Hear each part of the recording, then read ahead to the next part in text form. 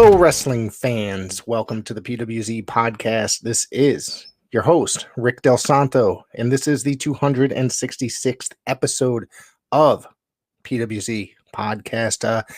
How did we get that far? There's so incredible that we've lasted this long, I think, at least.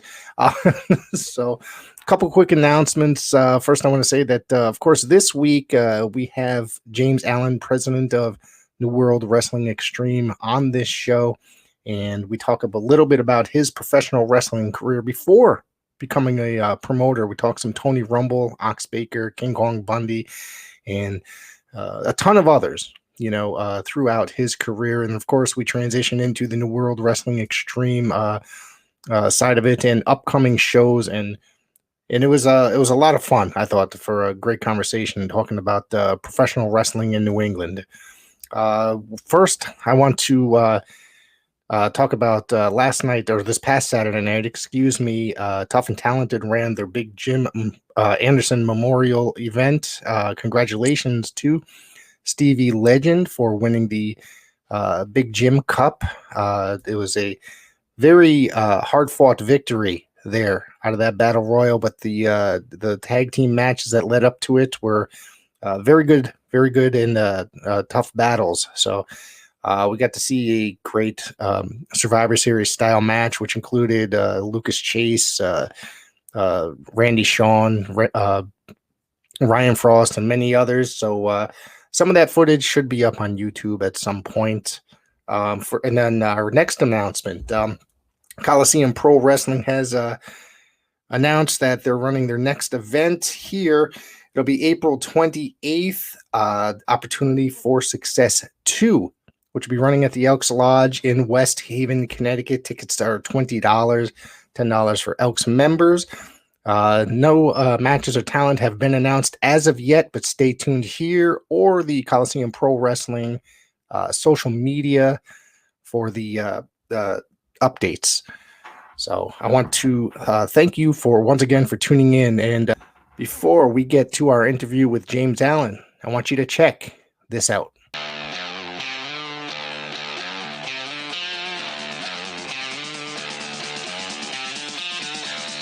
Hey, this is the one-man gold mine, the one-man enterprise of professional wrestling and all entertainment, Flynn Hendricks. And you better believe when I'm looking for a good podcast to listen to, I go to my own. I go to the I Know You Hear Me podcast hosted by me, Flynn Hendricks. That is such a fresh perspective for how you should look at life, too. I love that. And then when I'm feeling spooky, I go to my other podcast, Tales from the Haunt, where I want my head shoved inside a 15-pound silicone mask more. I want to have a bucket of sweat coming off me at the end of the night than just Jeff. Dogs don't lay eggs, Flynn. I hate you so much. Talk to other scare actors about what it takes to get into the world of scare acting. So if you're curious about how people became professional wrestlers, actors, prioritized their mental health, became entrepreneurs, avoided burnout, or got into scare acting, you need to go check out I Know You Hear Me and Tales from the Haunt, available on all podcasting platforms. And I know you hear me. World Wrestling Extreme makes its Natick, Massachusetts debut with Reloaded Saturday night, March 25th at the Natick. The Playboy challenges the Tokyo Monster for the Extreme Heavyweight Championship. The Masshole returns to take on the Cure, Lucas Chase. The Heathens debut against the New England Power Couple. Live TV taping of Heroes of the Ring Championship Wrestling powered by Tropster. WWE legend and Sergeant Duggan will be in action. Get your tickets at nwwextreme.com. I want to welcome to the PWZ podcast, New World Wrestling Extreme President James Allen. How are you today? Hey, how you doing, man? Thanks for having me. I'm very happy to have you here today. It's been a while. Sorry for the technical difficulties. Literally sat here for about 20 minutes trying to get you linked in here. Hey, you know what? It happens, electronics. Yeah. I know. So before we get into New World Wrestling Extreme, which you have a bunch of shows coming up in April, let's talk a little bit about your wrestling career. I was not able to find who you trained with. I know you worked under the name Trooper Gilmore for quite some time, correct? Well, I trained with Jose Perez, Anthony Rufo, Ali Muhammad, guys like that. Started back January of 1995. I signed up December of 94. I started training at a wrestling company called NEWA, New England Wrestling Alliance, under a guy, promoter Rocco D'Alessandro, out in Rhode Island. So that's where I, back in the day, it was before we had all this video stuff. Everything was VHS, and it's like you really got to really look hard, to really find certain things. You know what I mean? You had to send out your 8x10s to promoters and videos and stuff like that to try to get on gigs all over the place. I mean, as far as even cassette tapes, little cassette tapes with your music on it, you know what I'm saying?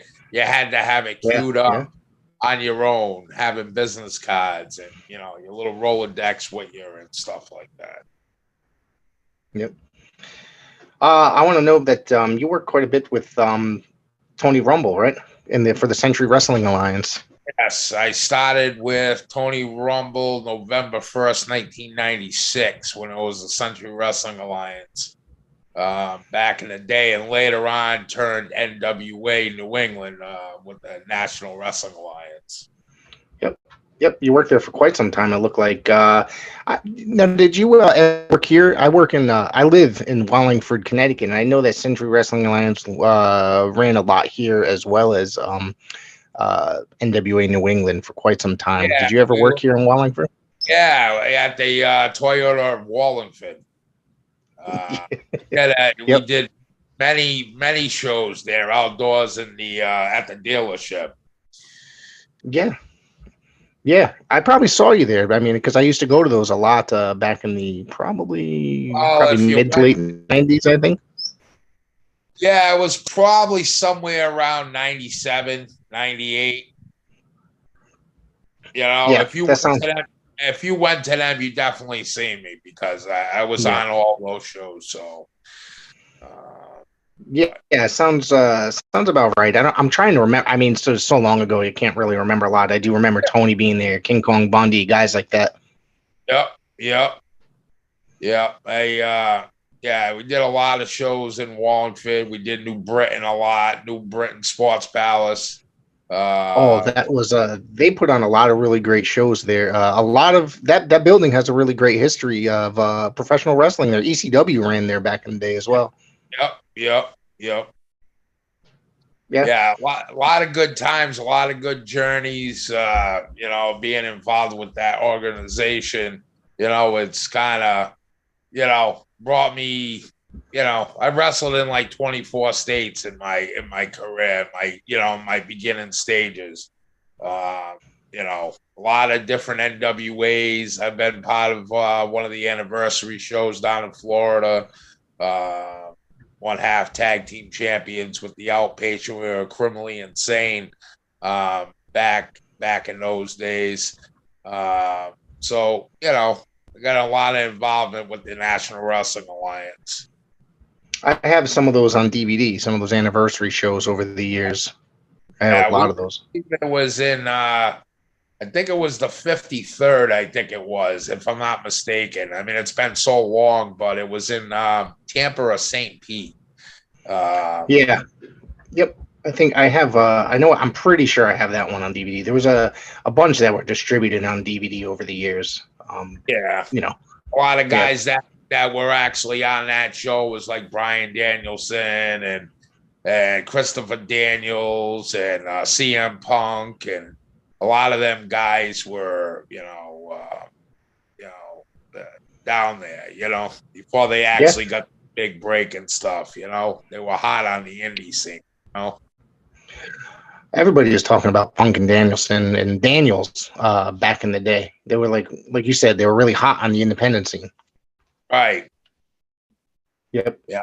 You had guys, Reckless Youth and a few other guys, Yeah, I guess what happened to Reckless Youth? I heard that he had signed for a developmental deal back in the day, and then I guess, exited that and ended up just getting a real adult job, instead of working wrestling. Yeah, I think he just like turned around and just retired. You know what I mean? I know he's I haven't talked to him in a while, but I know he's pretty successful on what he's doing outside of wrestling. Yeah. Yeah. I'm going to ask you about some of the guys that you work with, then we can all go ahead and shoot towards what you got going on now. Tell me about working with Ox Baker. You had part of Ox's Army. Yeah, Ox was ball buster, big guy. You know what I mean?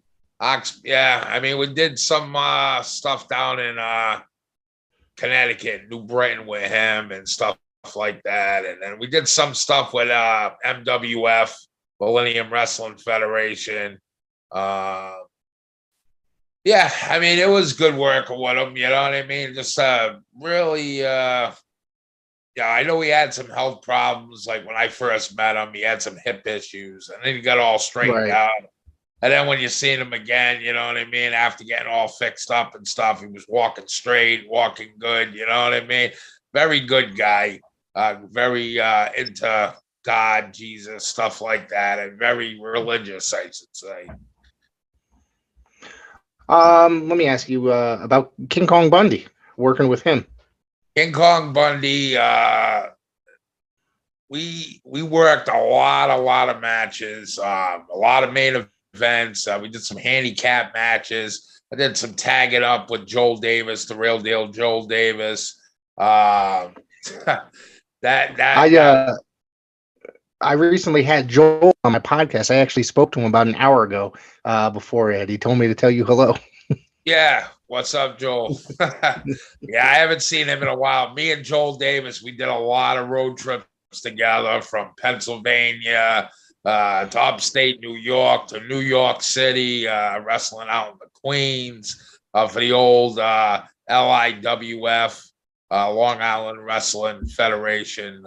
There, Mike Labate there. I think he's still the same guy. I think he's the same guy who owns NEW, I think. Really? I didn't realize that was the same guy, if that is the same guy. I think it is. I'm not, it's just been so long, but I think that's when he was out in the Long Island, living out in the Long Island area. I'm not really, I know the last name was Lombardi. I know that. But I mean, Joel Davis would probably know more,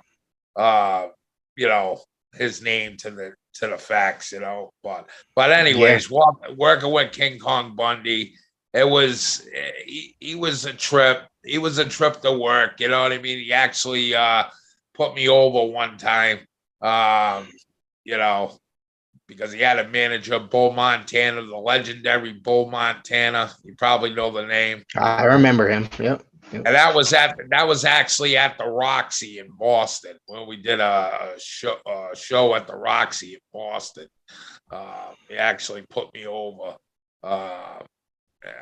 It was them. But me and Bundy, we became like really good friends over the years. You know what I mean? Even bringing him here into New World Wrestling Extreme back like 2004, around that, when I was running Sandwich High School, Wareham High School down on the Cape and stuff like that. But yeah, he's I used to talk to him quite a bit. Very serious guy, very big guy. But I mean, that's not the first big guy that I ever worked. I've actually worked Abdullah the Butcher back in 1997. Blood up pretty good, dangerous dude. Guys used to break my chops with him when we were doing a show in Augsburg, New York. Saying, "Hey, you're gonna work Abdullah the Butcher tonight." And this big ass dude comes in there with a big cigar, a pizza, a soup, and all this stuff. He's like, "Oh my God." And before I even met him, it was looking at pictures in a book. And this guy's full of blood, all cuts all over his head. And this guy actually walks in the locker room, Yeah.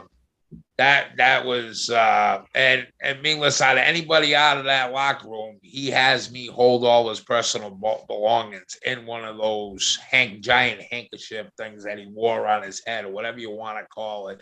And I was just like, okay, this guy don't know me from a hole in a wall, but I'm like youngest guy there. But he had trust in me, I guess, but like something was going to happen to it anyways. You know what I mean? That was like, and what was holding it closed was a giant diamond ring. I mean, this thing was huge, but he was a nice guy, Yeah. And after that, I ended up getting to work on Chelsea Armory later on, a few months later. Didn't have to. I did. I think there was a reason behind it. Okay. Yeah. See if it's like one of those guys that called the cops or something. You know what I mean? But that wasn't the case. I think just from that day forward, I was just like one of the boys in the locker room, and I had a lot of matches with the Brotherhood. I was about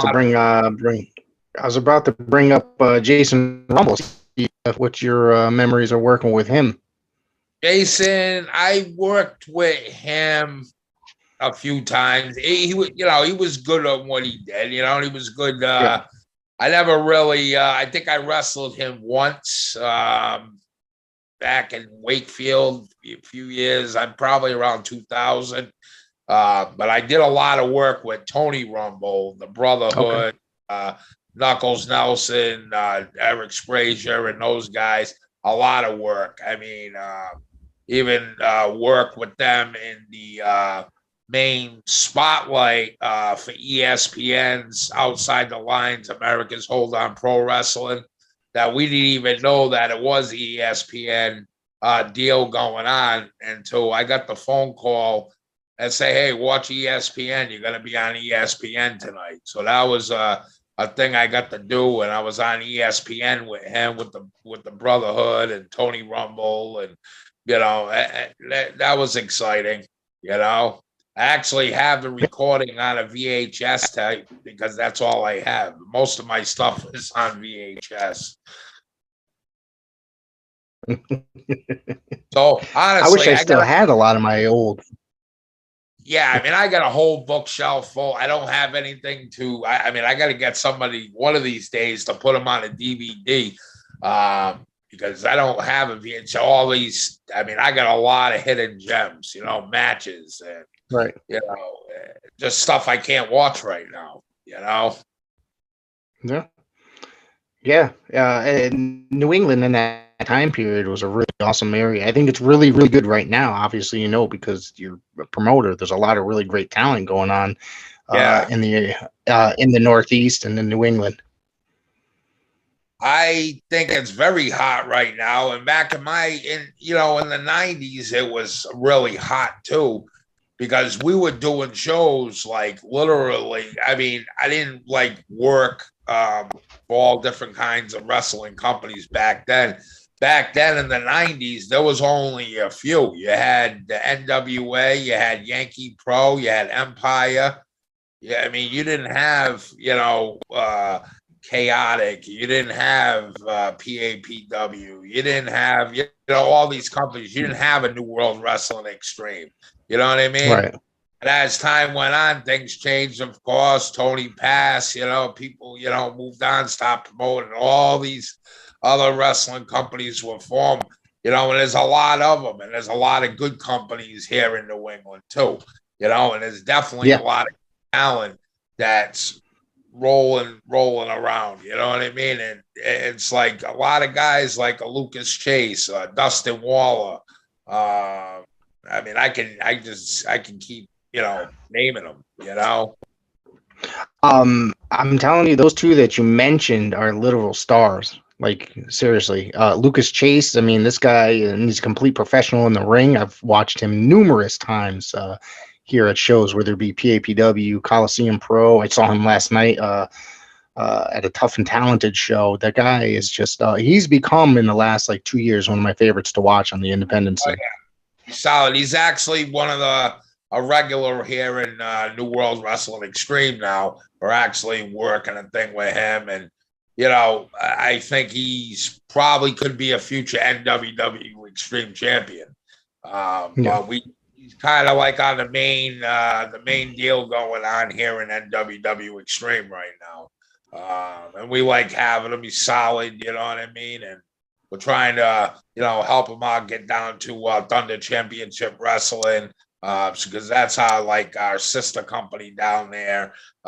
So, we're trying to what we're trying to do is we're trying to work with other independent companies too. You know what I mean? Right. Because one thing I've always do, I push everybody's shows, support indie wrestling. You know what I'm saying?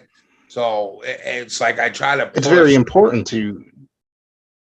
Well, I think if people network more together, I think everybody succeeds. Yes. I don't think there's a lot of networking going on,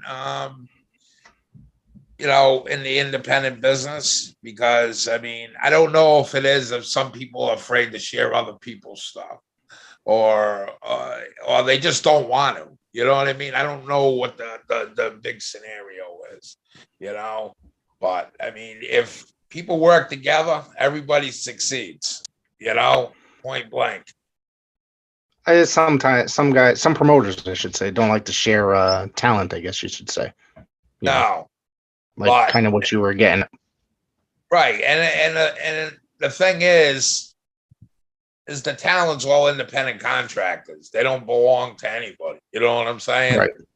So they but only one thing I've always said, if you're going to hold a title at a particular company, okay, then that's your priority at the time.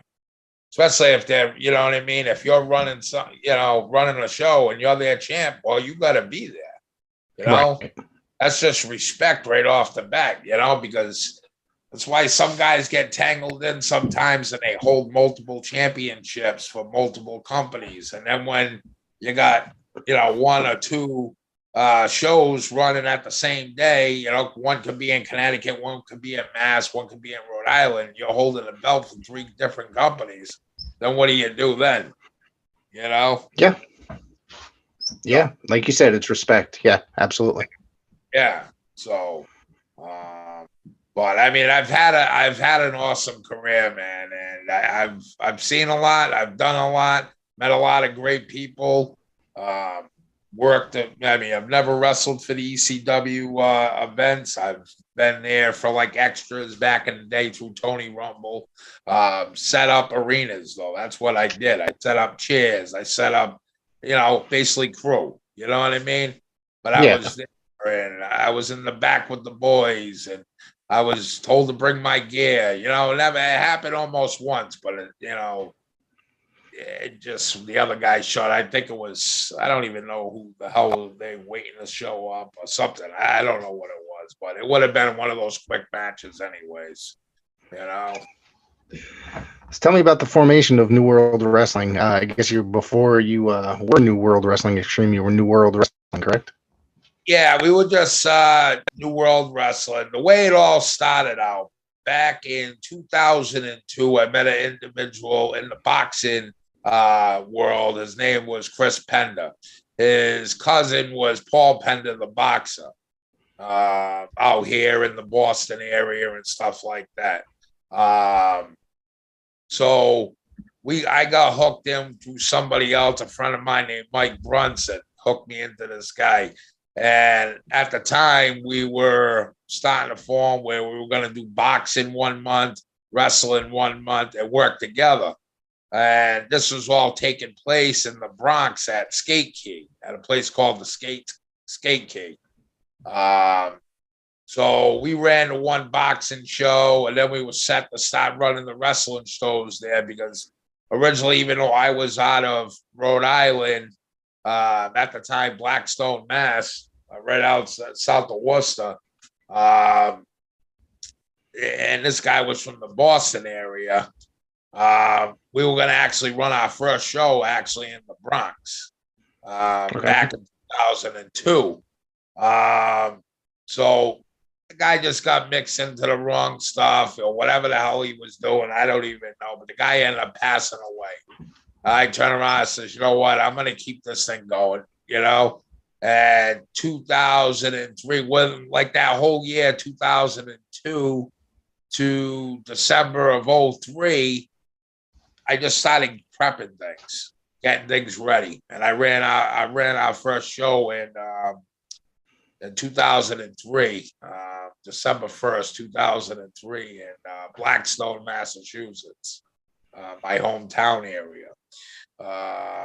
But yeah, it was New World Wrestling, and years went on, and I just wanted to get a little, you know, a little different, you know. I just wanted to, and you know, some people say, why do you call it extreme? You're not doing like, you know, blood and this and that, and you know, I mean, we've done some hardcore stuff with barbed wire and tables and, you know, and stuff like that. But my whole object was like extreme fun, not so much extreme fun, more of extreme fun. In November, we just had our 20th anniversary. So 20 years in the game. But when we started, and just like anybody else, we started with nothing. I rented a ring. I rented an entranceway. I rented, you know, had small stuff, you know, nervous as hell, you know, running your first show, you know, not, you know, telling the guys, oh, you want this guy to do this thing. And, you know, you don't know how to say it. Some of these guys are your friends, but people are like, listen, you're the boss. You got to do what you got to do. You say what you need done, and that's the end of it, you know. But over the years, we gathered up. I invested a lot. You know, now we got A to Z. You know, it took 20 years, but I got A to Z. You know, my personal vehicle, pickup truck, Z71, all decked out. New World Wrestling Extreme, support indie wrestling. Same thing with my 20-foot trailer, all decked out, support indie wrestling. So everywhere I go, when we're on the move or in my everyday job of being a truck driver, going back and forth to work, my truck shows support indie wrestling. So I didn't do it just for New World Wrestling Extreme. I did it to support the whole independent wrestling scene. Yep. I'm going to ask you this one question. I know it might be kind of random, but this is often a discussion that comes up, and I think the independents are a very important part of professional wrestling. It's to me, it's the backbone of professional wrestling. It's the backbone of, say, WWE and AEW or what have you. You know, what's your opinion on that? Well, I think you're correct on that because, you know, this is where it all starts. It's almost like AAA baseball, right? You know, to pro baseball. You know what I mean? I think, you know, I mean, there's always going to be independent wrestling, and you feel like independent wrestling was like there first. You know what I mean? Right. Yeah. And it's I just think there's so much talent out there all over the country and around the world. Independent wrestling, you know, is a real good thing. And I mean, that's, hey, you know, that's where everybody comes from. You know, they got to start from somewhere.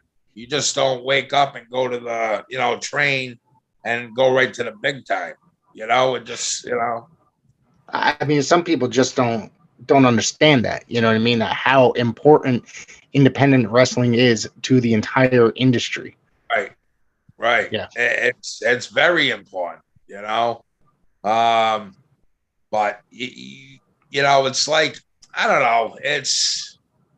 I've seen a lot of guys come from the indie scene and go to the big deal. You know, yeah. I mean, just like, I'll give you an example. Like, I was wrestling in Puerto Rico back in 2011, and my roommate for the hotel room was El Genico, which is, everybody knows it's Sami Zayn.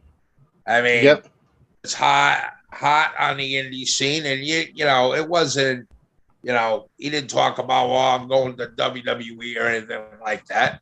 He told me that he was going to be doing something big soon, and they were gonna go another way, with him and not using the Algenico. But then you come to find out he's Sami Zayn in WWE. You know? And look at him now. He's probably one of the hottest guys that they have on TV right now. Yeah, he's definitely hot, and I hope they keep doing something. What they look like they're doing. I just hope they keep on going. Yeah. Hopefully they don't kill it. Because honestly, with the WWE stuff, I kind of like stopped watching a lot of it. I watch a lot of AEW. All right. Yeah. But the last couple of weeks, I've started watching WWE a little more because this stuff's actually interesting right now.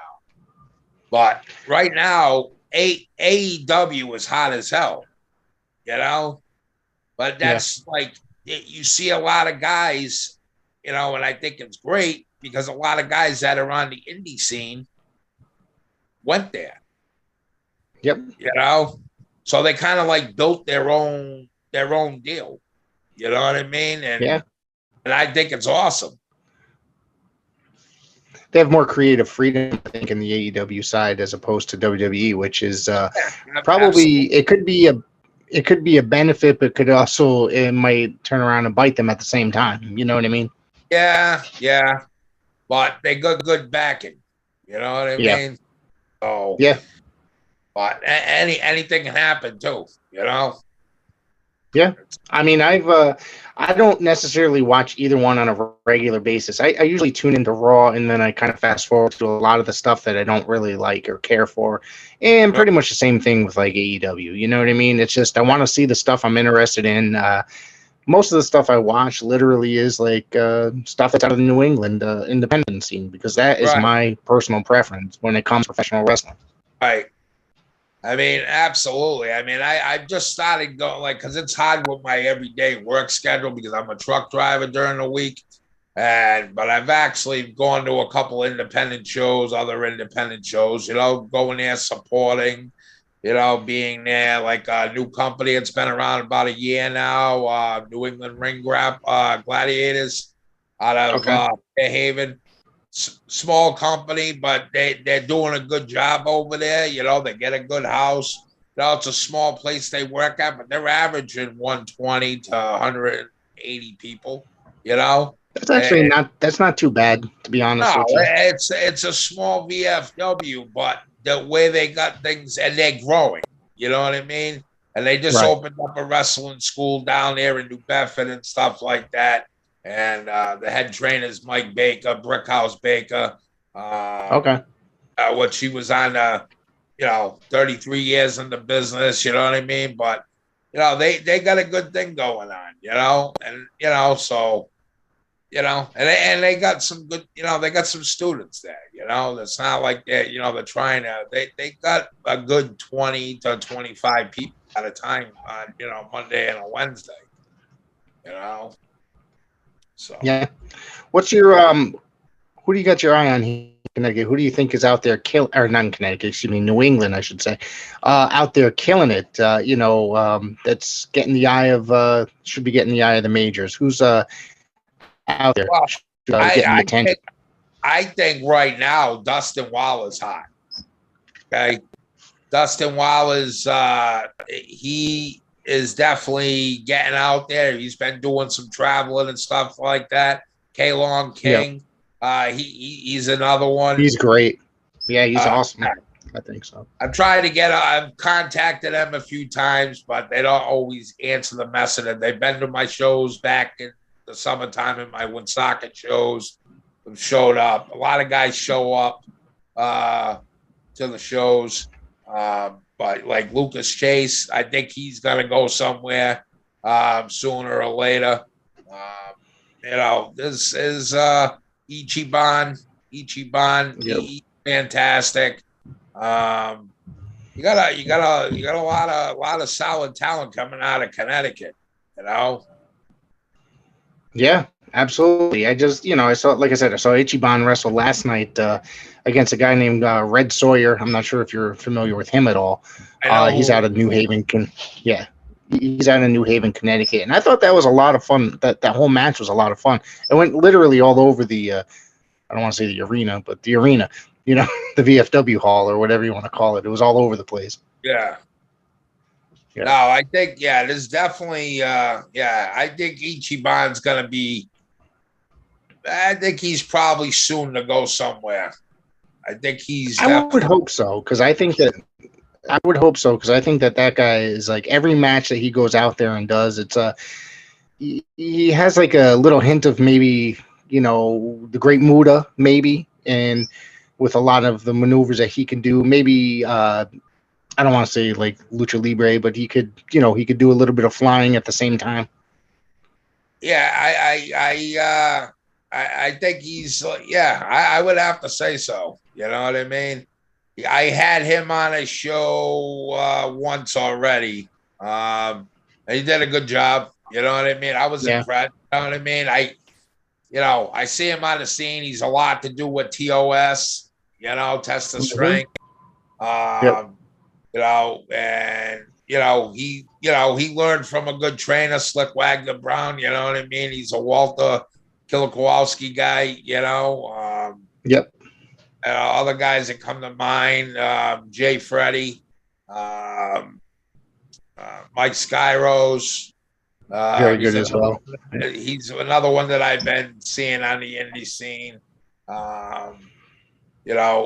Basically, and that's what I do. I watch a lot of the indie scene stuff on Facebook or whatnot, and checking these guys out on who's going to be the next guy coming into New World Wrestling Extreme. You always got to have your eyes open as a promoter. Well, absolutely, and I have to watch everything going on. But one thing I don't do, I book a lot of talent away from Rhode Island and away from Mass because I don't want my show to be the same as a promotion that's a half hour to 45 minutes from me that could be running on the same day. The thing I don't do is double booking stuff. You know what I mean? Because right. I don't want things interfering with my on what I got going on. Even though I care about what everybody's out there doing as far as support your independence, but when it comes to affecting my show, because of a double booking and stuff like that, I kind of shy away from that stuff. Yeah. And I always have, man. It's the way it is because I want my shows to be different. I got my regular guys, and I also I got guys I bring in here and there or every other show or whatnot. And I got so many shows coming up. I mean, I can use people from all over. I mean, I use a lot in Connecticut, Western Mass, Florida, Pennsylvania, New Jersey, New York. I mean, I use guys from all over the place. Probably a good, 9 states. Okay, it's good. So you've got some good shows. You've got a couple of shows announced here. You have the one at the end of the month, and then one in April. You got Hacksaw Jim Duggan appearing March 25th in. Let's see where that is. I have it, but I don't. Oh, Natick, Massachusetts. Natick Elks Lot, Natick, Mass. Okay, that looks like it's going to be a loaded show. It looks like it'll be a lot of fun. Yeah, I think it is. I mean, tickets are moving pretty good. I mean, one thing about our shows, we sell tickets. We're selling tickets in 3 different states. We're in New Hampshire, Connecticut, Mass. We're actually Rhode Island. Probably like 4 different states. We actually have people coming out to, checking out our events, which is pretty damn cool. And the only reason why because the way our tickets sales are set up, they got to put their address in there. And the reason why we do it, because when they print out their tickets, their payment confirmation, if they saying that they lose it or whatever, they come to the door, hey, this is so-and-so. All they got to do is show their ID, and we got everything on file in our email. So we verify people that way also. But yeah, I mean, we do have a great card that night. We had a couple changes go on because some injuries and stuff. So we had a couple of replacements we had to do. Yep. But Jack Dalton, Jack Dalton broke his ankle. I was at the show that he broke his ankle at. Yeah, so I mean that's the second time. The last time he was going to come in, he come down with the COVID or the China flu, how you want to call it. So, but I mean, we're still going to get him up here. I mean, just just bad timing. He's another one that I've been like checking out. One that's young and on the scene. And he does a very good job, and he's actually shows up. Help wise, this, that, whatever you need him to do, he's there to do it, which is Stevie Legend. Stevie's great. Yep. Stevie Legend is a great kid. He's being trained the right way. He's got a heart of a lion. I guess he won the Jim's Cup yesterday, which I'm very happy to see that. We actually had, I think it was last summer sizzle. We did a first annual memorial battle royal for Big Jim. And the thing is with that, when Big Jim passed, he was actually one half of the tag team champions at the time with Ryan Frost when they were doing the Humidor gimmick. Yep. So, and we'll end up doing another battle royal, second annual, this July 22nd. But after we leave March 25th, and from Natick, we go back to our third show at the Bridgewater Vets Club with Spring Slam. And that's going to be featuring the SATs, the Spanish announce team. That we got coming in. So it's been a while since I've seen those guys. They haven't, I used to watch them. I think, back in the day, they were in TNA and they were in Ring of Honor, obviously, back years ago. I think they did some work in MLW also, and they're working with Game Changer right now. I talked to Jose. Quite frequent, Joel, I should say, Jose, and then Will. All three of them will be here on the 29th of April. And like I said, this is our third event at the Bridgewater Vets. So we have them going against actually the Hoods that night, which is going to be a really good match. Do you have anything else announced as far as those guys? Because I don't see any other a poster here with any other talent listed for that show. Or is it not come out yet? Well, that poster's not out yet.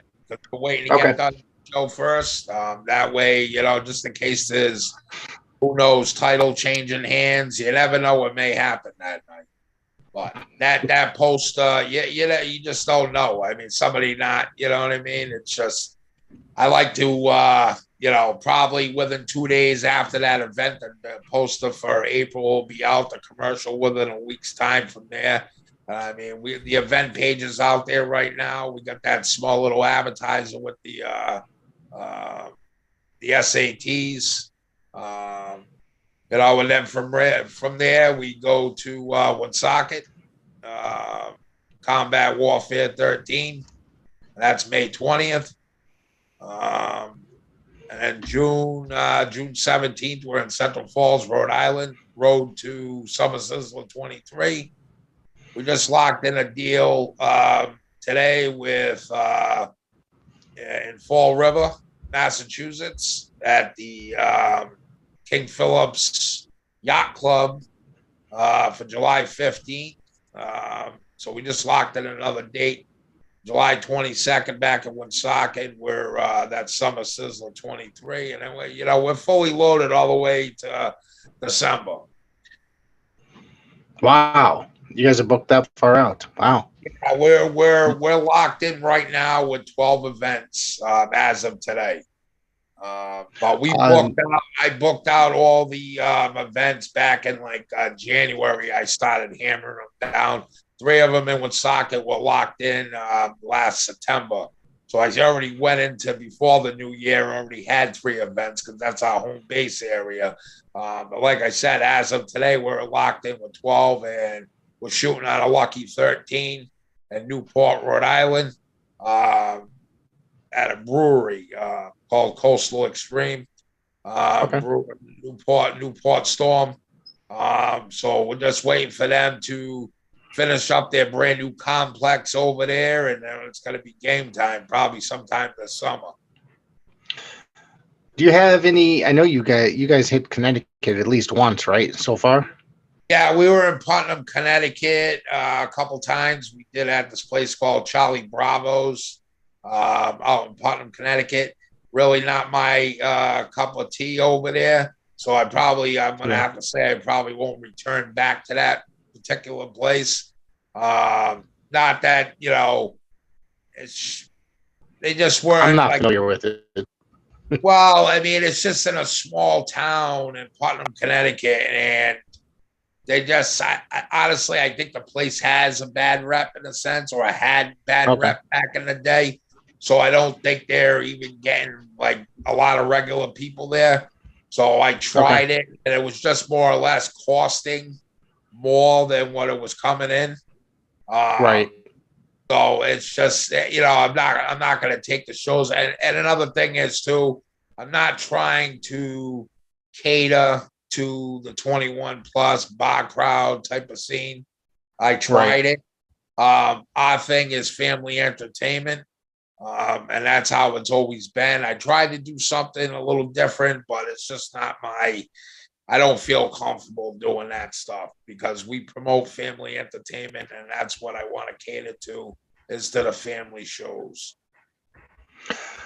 I like that you just said that because I feel that for a while, maybe say in the 1990s, early 2000s, that there was a lot of wrestling that wasn't necessarily family oriented or something that you could take your whole family with. So when I was a kid growing up in the 1980s, my dad used to take us to go see like the WWF in New Haven, Connecticut, and such. And to me, that's always very important. And I like to bring my kids, my 7-year-old son, to shows. And so if I don't know the company, I pretty much know all the companies here in Connecticut, and so I know that I'm not going to get necessarily anything absurd to bring him. You know what I mean? And if I do, then if there is something that might be a little off, then obviously I can't take him. So. Right. And that's just how, every time I promote, New World Wrestling, I mean, I promote every day. I'm promoting New World Wrestling. That's I live, breathe it, whatever. It's always bring your mom, your dad, your sister, your uncle, your grandfather, whatever. This is a family affair. You know what I mean? Especially if you got, families that are always busy and stuff like that. And you get a night, a Saturday or a Friday night to go out with your family, go to dinner, go to a wrestling show, have a good time, watch quality professional wrestling, family entertainment, and that's how I was, back in the 90s when I was in the NWA. It was all about family. You know what I mean? It was all about doing them type of shows, from doing shows at armories to high schools to Good Time Sports Emporium in Somerville, Sheldon Goldberg? Was that Sheldon Goldberg running that venue? Well, back in the day, Sheldon used to be with Tony. Sheldon was actually his merchandise guy. That's what Sheldon did. He sold and he probably did a couple other things there and stuff. But he was with Tony Rumble before he started running in his own stuff. Yes, I think he did run there a couple times, but that place is not there anymore. Now it's actually Home Depot. That's actually there in that spot, But in my time, we did a lot of shows in Boston and Revere and Chelsea and Everett and even doing them up in Maine and upstate New York. I mean, it's like every weekend we were somewhere different. 3 to 4 times a month, every month. nonstop. That's amazing to think. That's amazing to think about because independent wrestling, it's trying to think of how to put this. It doesn't always run that way. You know what I mean? Some companies you can't to get that busy. No, Tony had a thing going on where he had everybody on lock. Period. Between Rivera, especially in Rivera's hometown area, running at big freaking stadiums, where you got 1,000 people, on a weekend show, sometimes doing 2 shows in one weekend, and doing the annual Eddie Andelman hot dog safari at Suffolk Downs, and of course of doing a couple shows during the course of the whole day over the weekend, having over a couple 100,000 people, I mean, people lined up in like far away because they couldn't get that close to the ring, I mean, just a lot of excitement back in the 90s, but I definitely think the independent scene is coming back really strong, and it started doing that after the pandemic. But did you know, like when the pandemic was here, it was the only wrestling company running. Really? You were running still? I ran outdoors at my American Legion. I didn't run indoors. Okay. We ran. I had to go through the health board, and this was at the end. This wasn't at the beginning of the pandemic. It was more towards the middle of it to the end. And I went through a lot of stuff this is when they started opening stuff, and they were like, well, indoors, not that many people, but outdoors, you had up to 250 people, but I had to go by certain protocols. I went by 6 feet apart. If this is when families, could go there, you had to go and sit with your family. There couldn't be, if you had 6 chairs set up, you had to go 3 feet apart. Then 8 chairs, 3 feet apart.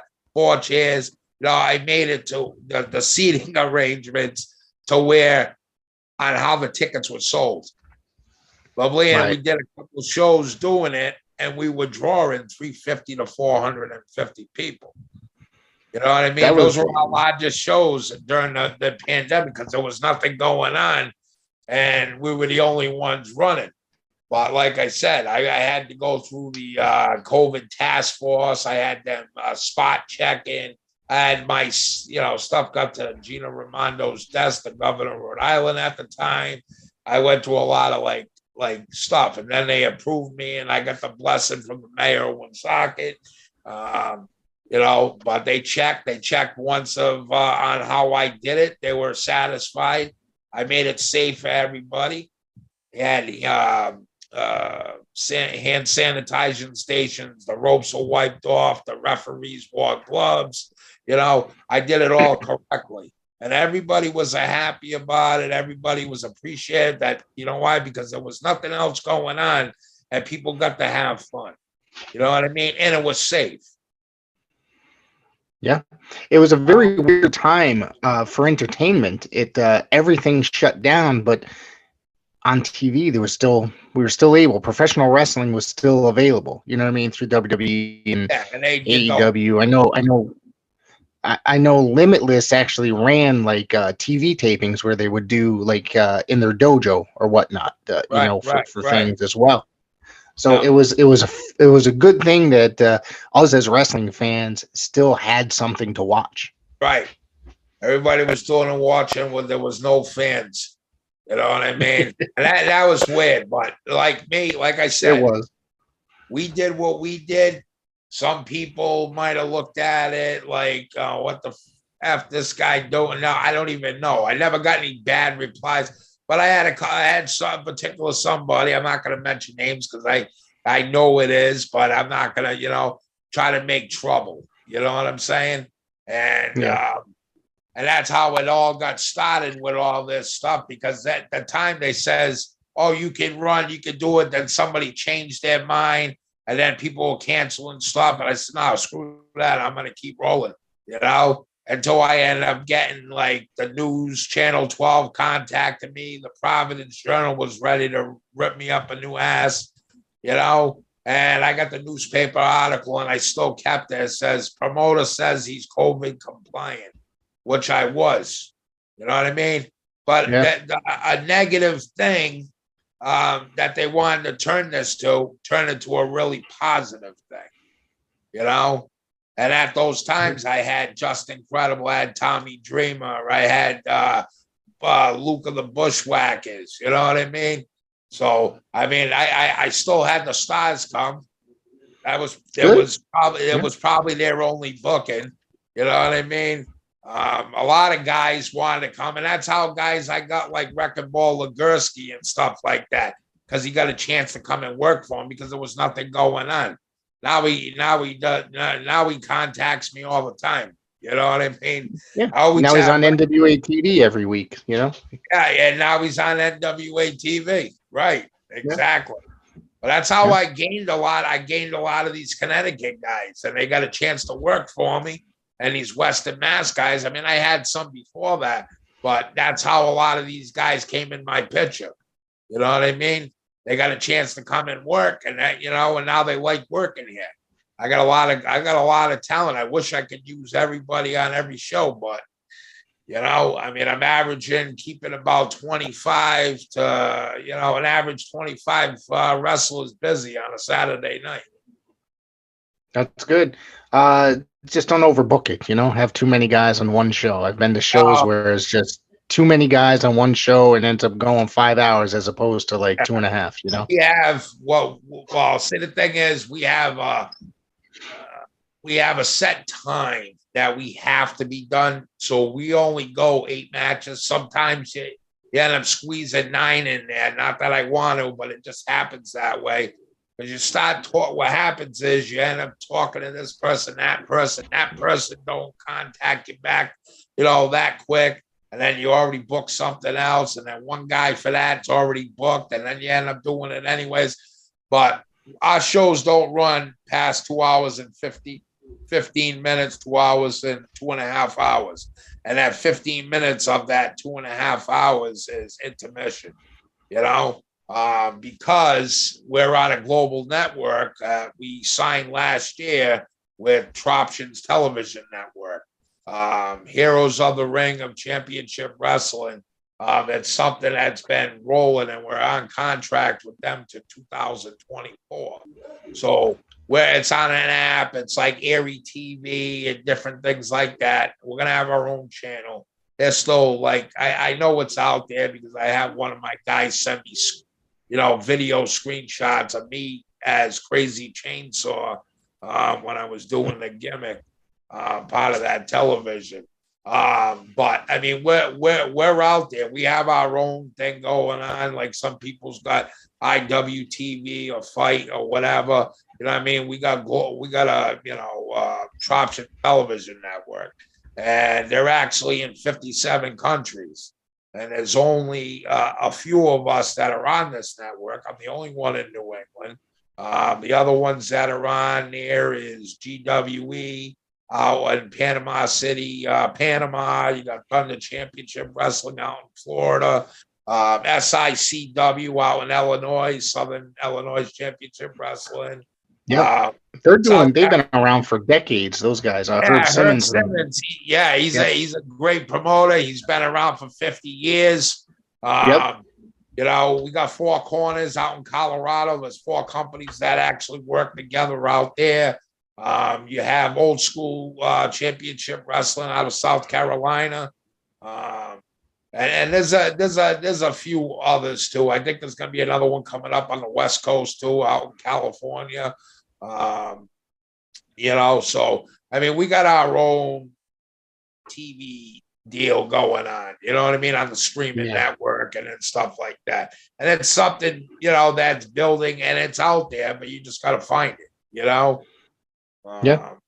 And that's the beauty about independent wrestling now. There's all these streaming networks, like you mentioned, Fight and IWTV, and I know there's others. You know, there's the High Spots Network and stuff, and you know, all these streaming networks that will pick up a lot of independent wrestling, and it's a a lot easier to distribute as it was somewhat back in the day, maybe, as opposed to, like, say, television and stuff such like that, you know? Yeah. The thing is, back in the 90s, I know when I was like, with Tony Rumble, or before that, I was with him. I was with NEWA. Everything was big. What was big back then? Public access TV. Yeah. Yep. That was the first thing that independent wrestling was on, was community television. You know what I mean? So yeah, to be where it is now compared to back in my early days of my career is beautiful now. People are being spoiled. You know what I mean? You're right. You're right. Yeah. What was during the, I think, year 2000s on public access TV every Saturday morning? I think it was 9 a.m. I used to get to watch New England Pro Wrestling. It was hosted by the Guardian of Chaos, Big Daddy, and Jeff the Hungryman Harrison. And that was a lot of fun because it posted or around through a lot of wrestling that was here in Connecticut and, some that was in like Massachusetts and such. Yeah, me and Big Daddy, good friend of mine. I've known him a long time. I've been in the game almost 30 years. So, I mean, next year it'll be 30 years. So I've known Big Daddy probably 28 years out of my 30, almost 30 years, probably 27 years we've been friends. Yep.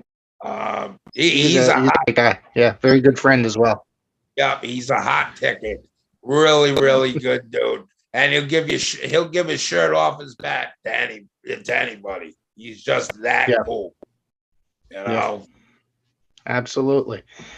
Is there anything else you want to throw out there today regarding New World Wrestling Extreme or independent wrestling as a whole?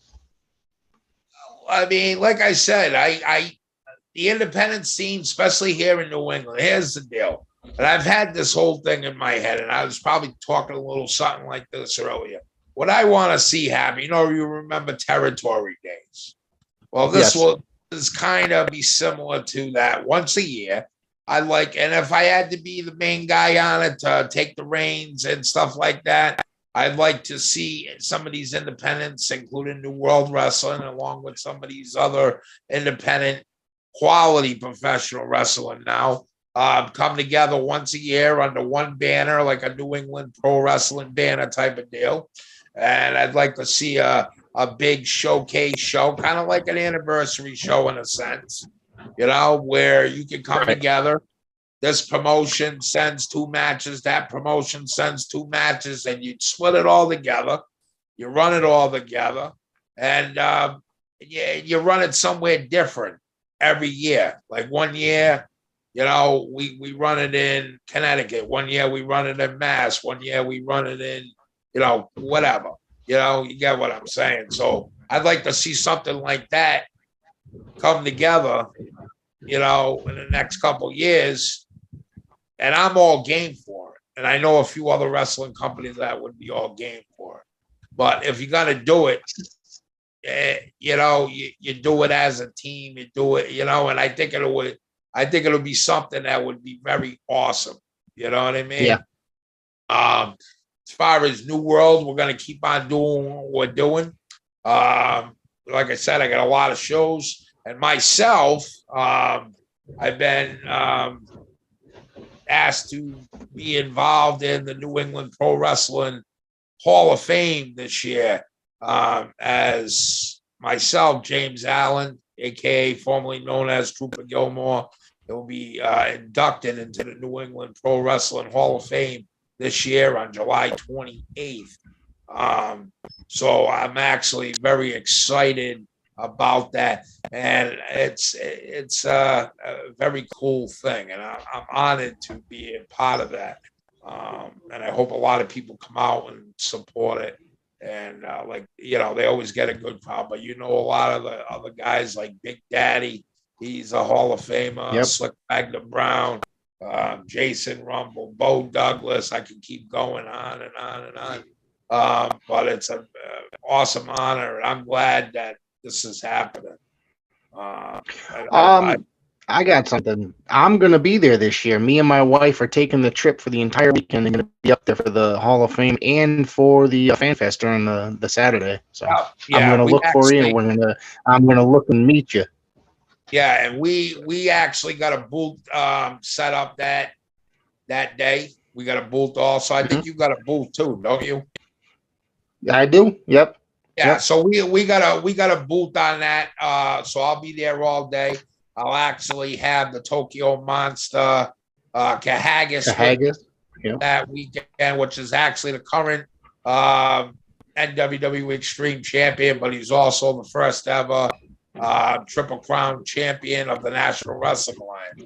So he'll be representing NWW Extreme that night, that day, I should say, and they'll be available for autographs and pictures and whatnot. And you'll be able to get your official New World Wrestling Extreme merchandise too, which we have plenty of it. Make sure you got a size 3X shirt waiting for me. I know not a lot of companies like to make them. I do. We got shirts. We got sweatshirts, hoodies. We got hats. We got coffee mugs. We got coolers. For your 6-pack coolers. We got a few different things. We even got the foam fingers. There you go. All right, I want to thank you very much for tuning in. I look forward to seeing you July 28th and 29th over at the New England Pro Wrestling Hall of Fame. And I'm going to have to try to get up to one of your shows before that, I hope. Yeah, come on down. I mean, Woonsocket, Rhode Island probably be like the closest one for you, and that's May 20th. Yeah. Yeah, so I'll try to get out there. I got a lot of shows coming up in the next couple months, so You're more than welcome. I'll definitely put one of those on my radar. Yeah, come on up, man. You're more than welcome, man. It'd be good to have you. All right. Well, I want to thank you very much for coming on here, and I hope everybody goes out and checks out New World Wrestling Extreme on online on the social media. And thank you. All right, man. Hey, thanks a lot. Have a good night. Peace.